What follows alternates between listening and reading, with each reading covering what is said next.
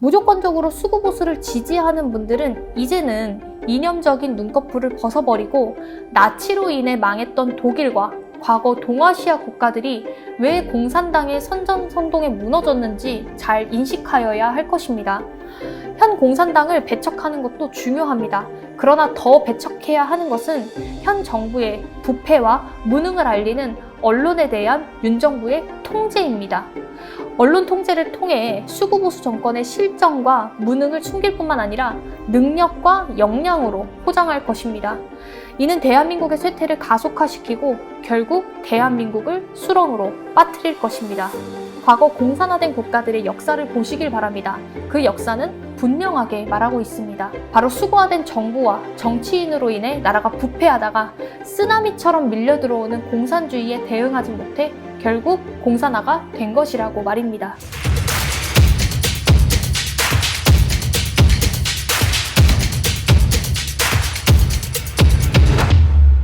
동아일보 기자 출신으로 2007년 한나라당 이명박 후보 대선 캠프 공보단장을 거쳐 17대 대통령직 인수위원회 대변인을 역임하며 2년 5개월간 이명박 청와대 대통령실에서 대변인과 홍보수석 비서관이라는 요직을 맡았던 인물이 있습니다.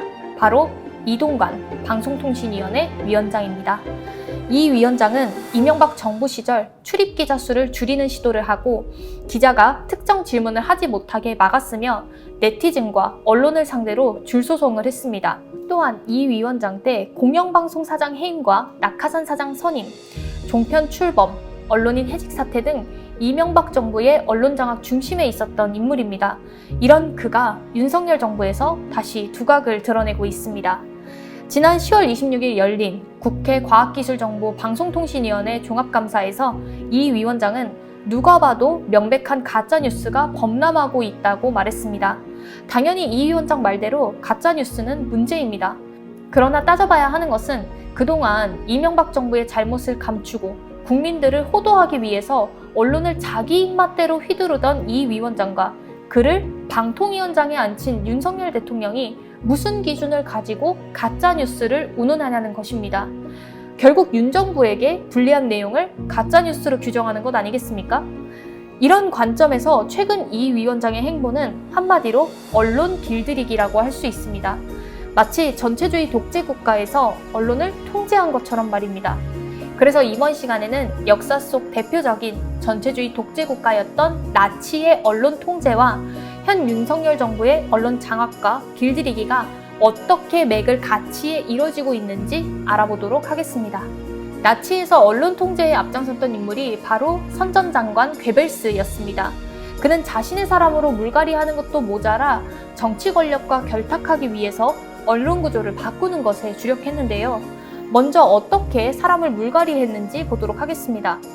괴벨스는 선전장관이 된 뒤 제일 먼저 선전부 산하기관을 나치당원으로 채웠습니다. 마치 언론기관에 낙하산으로 친정부 인사를 내리꽂는 것과 같습니다. 또한 언론계 종사자들이 활동을 하기 위해서는 선전부 문화원 산하 언론원의 직업 명단에 등재되어야만 했는데 이를 위해 나치와 동일한 정치적 신뢰성과 아리안 출신임을 증명해야 했습니다. 즉 나치의 독재에 적극 찬성하고 동조해야만 언론인으로서 살아갈 수 있었다는 의미입니다. 그 결과 당시 독일 방송국 내 고위 간부 98명과 중간 간부 38명을 해고하고 친나치 인물들이 발탁되었습니다. 이와 동시에 언론 구조도 착착 바꾸어 나갔습니다.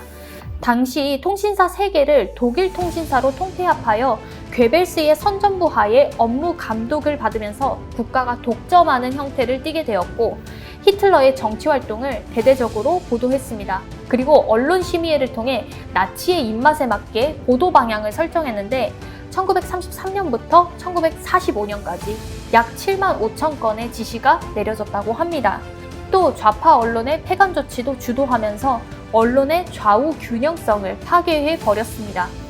이런 식으로 괴벨스 휘하에서 언론은 나치의 선전도구가 되어 독재를 정당화하고 국민을 기만하는 역할을 했습니다. 문제는 이런 모습들이 현재 윤석열 정부에서 비슷하게 나타난다는 것입니다. 방통위 역사상 현직 대통령실 인사가 위원장으로 직행한 전례가 없고 이것도 최근 3년 내 대통령직 인수위원이 방통위원 결격 사유가 될 수 있음에도 불구하고 윤 대통령은 지난 8월 28일 당시 이동관 특보를 방통위원장에 임명했습니다. 기본적으로 방송통신위원회는 5인의 위원으로 의사결정을 하는 합의제 행정기구임에도 현재는 윤 대통령이 추천한 2명의 위원인 이동관 위원장과 이상인 부위원장으로만 구성되어 있어 비정상적인 형태입니다. 이 상황에서 이들은 공영방송 이사 임명 등을 강행하고 있습니다. 또한 국회에서 추천한 야권 성향의 최민희 방통위 상임위원 내정자 임명 등은 지난 5월 적격성 여부를 들어서 차일피일 미뤘다가 결국 11월 8일 자진 사퇴로 끝이 났습니다. 거기다 방송통신심의위원회마저도 사람을 교체했습니다. 정부가 언론 보도를 심의하게 될 경우 자칫 국가검열이 될 수 있어서 방송통신 정책을 관장하는 방통위와 따로 분리하여 심의 업무를 하는 민간 독립기구가 방심위입니다. 이렇게 객관성을 가지고 심의를 해야 할 방심위에 정현주 방심위원장과 이광복 부위원장을 해촉시키고 과거 언론의 독립성을 훼손했다고 비판받는 류일임 대표를 위원장으로 위촉한 것입니다. 그러면서 현재 방통위와 방심위는 마치 하나의 기관처럼 움직이고 있습니다. 지난 9월 4일 국회에서 이동관 위원장은 뉴스타파의 김만배, 신학님 녹취 파일 보도를 언급하면서 수사와 별개로 방심위 등 모니터하고 감시하는 곳에서 엄중 조치할 예정이라고 말했는데요. 그러자 방심위는 다음 날 이 사안을 긴급심의 안건으로 상정하고 당시 류일임 방심위원은 방심위의 명운을 걸고 철저하게 심의해야 한다고 이야기했습니다.